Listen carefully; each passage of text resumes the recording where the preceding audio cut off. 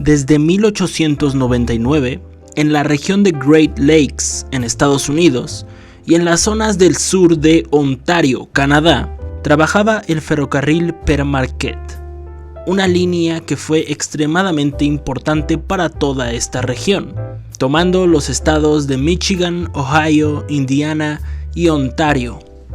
Tristemente, no es un ferrocarril que tenga mucho patrimonio conservado hasta nuestros días, y hablando de sus locomotoras a vapor, solo quedan dos del mismo modelo. La 1223, que está en Grand Haven, Michigan, y nuestra protagonista, la 1225. Yo soy Gerardo Domínguez, esto es la Carbonera 3038, comencemos. Las primeras 15 locomotoras Berkshire del ferrocarril de Per Marquette fueron las N-Class. Estas primeras locomotoras fueron de la 1201 a la 1215.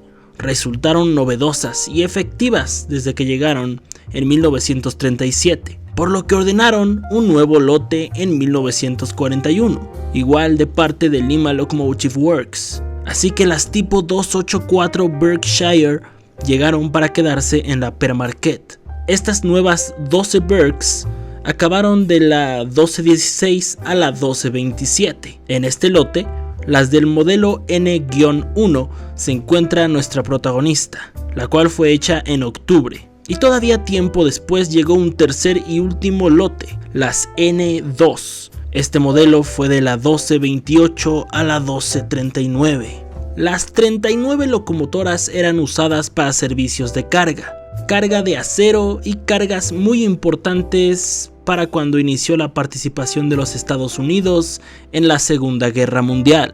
Todas trabajaron en los 40 sin ningún problema en el roster, hasta que en 1947 pasó algo bastante importante. Per Marquette fue absorbida por Chesapeake and Ohio Railway, por lo que las Berkshires deberían cambiar su esquema al de C&O y también se tendrían que renumerar, aunque solo lo lograron hacer con las Class N para entrar en el roster de este nuevo ferrocarril.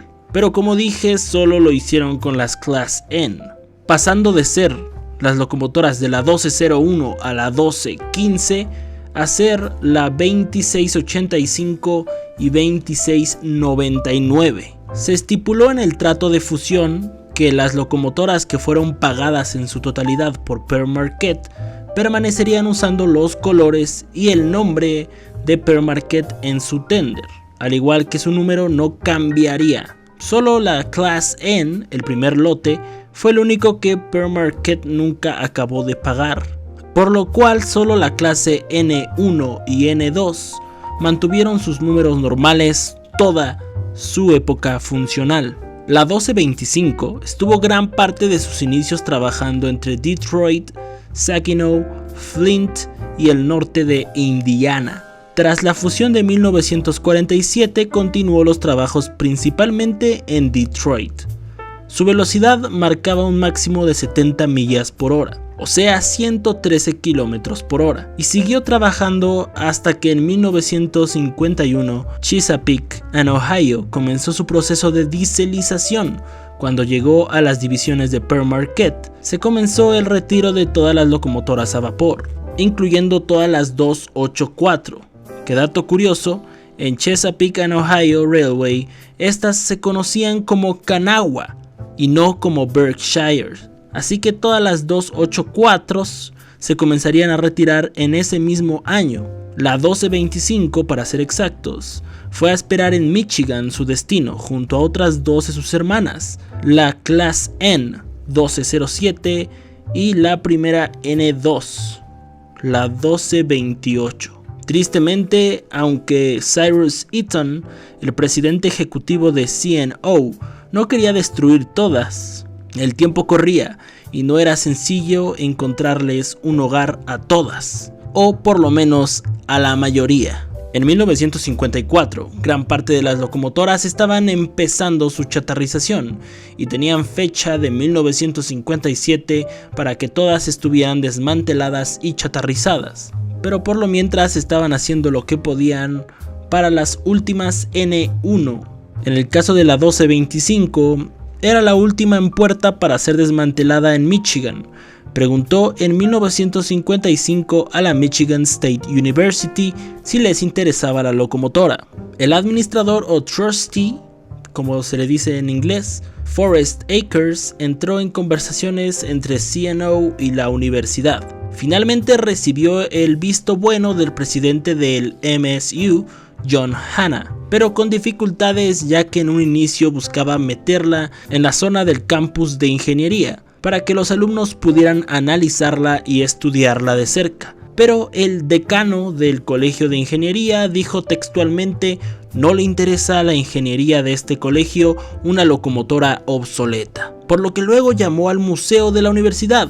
El Dr. Rollin Baker, quien dio una respuesta más positiva, así que el director del museo le facilitó lo más importante que pedía el ferrocarril de Chesapeake en Ohio, un lugar donde exponerla. En los shops de Wyoming se le hizo la restauración cosmética principal y oficialmente estaba fuera de riesgo. Finalmente, en junio de 1957, la locomotora llegaría al campus.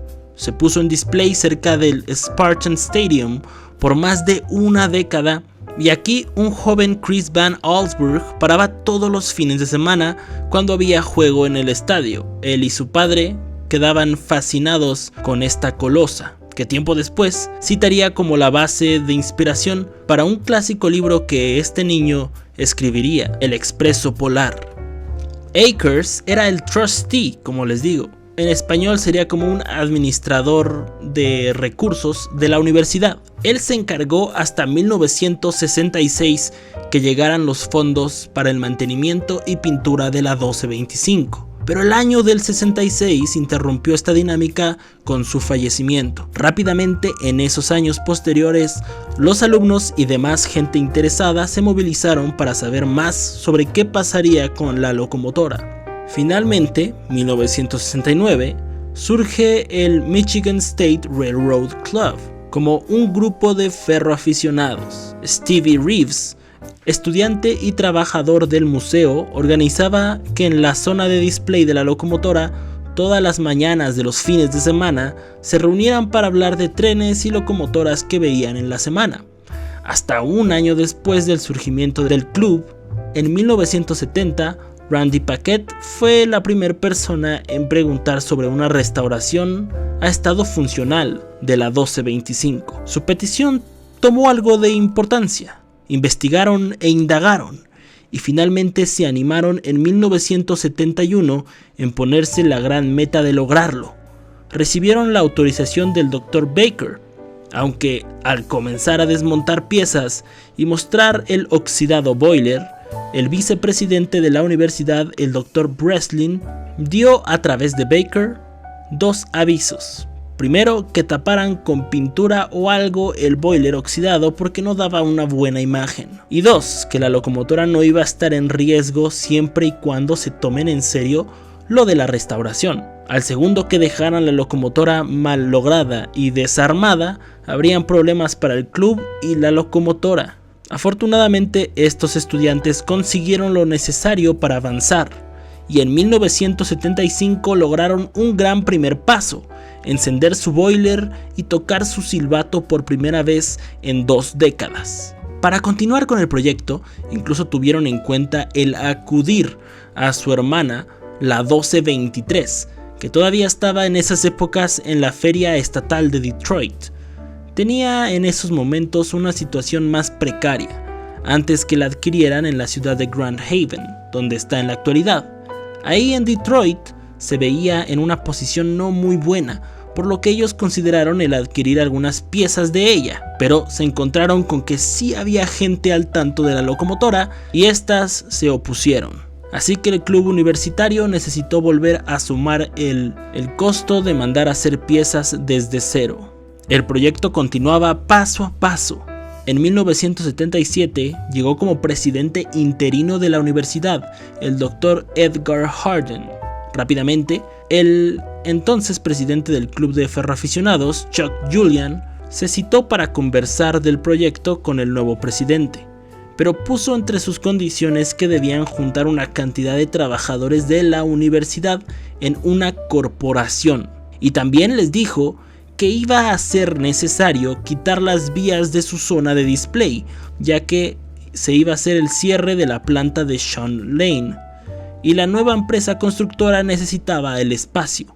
Dijeron que la universidad podría apoyarlos con el permiso de poner la locomotora funcional en la línea principal, pero debían moverla de ahí lo antes posible. Entonces básicamente les dijo que estaban por su cuenta y que tenían que quitarla de su lugar actual de display. Al buscar un nuevo hogar a la locomotora, Han Landau habló con el senador del estado de Michigan para alquilar el taller de Owosso. Se dio luz verde y lograron mover la locomotora a su nueva casa. Este taller era del recién quebrado Ann Arbor Railroad, y al ya ser un lugar con maquinaria y herramientas necesarias para que los pasos puedan ir cada vez por mejor camino, en 1983, ahora bajo la evolucionada Michigan State Trust for Railway Preservation, como el nuevo nombre de la asociación u organización, parecería que el manipular una locomotora iba a ser algo mucho más sencillo. El siguiente gran paso fue el 30 de noviembre de 1985, donde se movió finalmente bajo su propia fuerza desde su retiro en 1951, aunque todavía tomó casi 3 años más en dar su primera excursión, siendo en 1988, entre Owosso y St. Charles, en Michigan. Y de ahí, la historia continuó.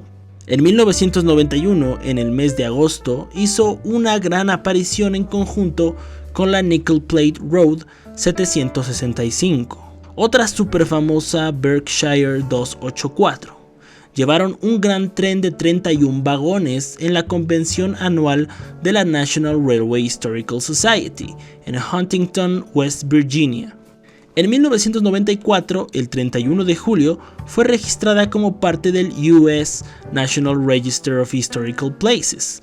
Escucharon bien, también como algunas otras locomotoras, fue registrada como un lugar histórico. Entre estas últimas excursiones de los 90 se usó para el Trust el nombre más corto, Steam Railroading Institute, y siguió todos sus trabajos alrededor de la locomotora de forma increíble, como en 2004, que su fama traspasó el nicho del ferroaficionado, con ser la base ya no solo del libro de 1985, sino de su adaptación cinematográfica del Expreso Polar. Luego, en 2009, surgió el Train Festival, ahí en Owosso, convención hecha para recaudar fondos para su siguiente restauración y mantenimiento, que pasaría entre 2010 y 2013. Dicho y hecho, en enero de 2010 pasó su inspección para ver qué tal le había ido en los 15 años que pasaron desde el último chequeo, y se destacó generar un cambio del fondo de la fogonera.